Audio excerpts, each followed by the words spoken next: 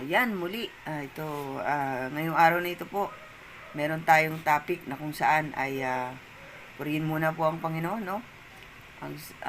Na kung saan ay ito ay mga linyahan, no? Akala mo lang. Ayun. So, ito yung bibigay nating linya ngayon. Akala mo lang. So, akala. Marami tayong akala. Pero yung akala pala natin, yung akala nating tama ay nagiging mali.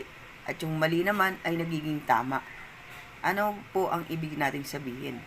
Marami sa ating na in reality na ang takbuhan, na ang pagkakaalam ng marami, ang kamatayan ay kapayapaan. Na ang kamatayan ay ito na yung katapusan ng iyong paghihirap. Tama naman. Di po ba? Ito ay kung nandun ka sa piling ng Panginoong Jesus. Yun po yun. Ngayon, kung ang dahilan mo lang, kikitilin mo yung buhay para magkaroon ka na ng kapayapaan, malaking pagkakamali po yan. Bakit po?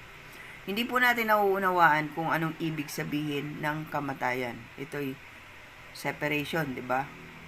Na kung saan ay kapag kinitil po natin at ang ating buhay, ito ay labag sa utos ng ating Panginoon. At dalawa lang po ang ating pupuntahan. Heaven or hell. Wala na pong iba. Kaya po, tingnan po natin ang aral sa Lucas chapter 16 verse 19 to 31 na kung saan ito po ay patungkol sa mayaman at si Lazaro.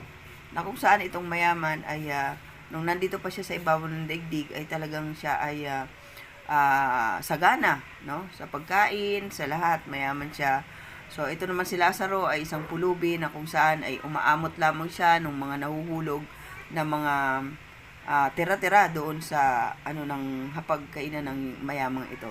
At kapwa sila namatay, at itong mayaman ay sinabi sa atin ng Panginoon na kung saan ay nasa piling, ay nasa nasa kapighatian, no?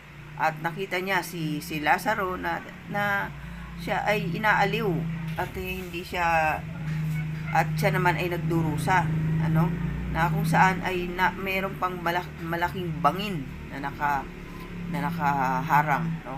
Itong aral na ito pinapahiwatig lamang sa atin na kung saan ay hindi na tayong pumunta, kung pwedeng umalis kung saan tayo nandoon. Kung ikaw ay napunta dito sa impyerno, impyerno ka na talaga.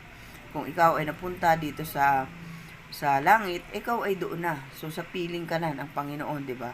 Na kung saan ay ito ay maling akala ng ilan na ako ay kailangan ko ng kitilin ang aking buhay upang ito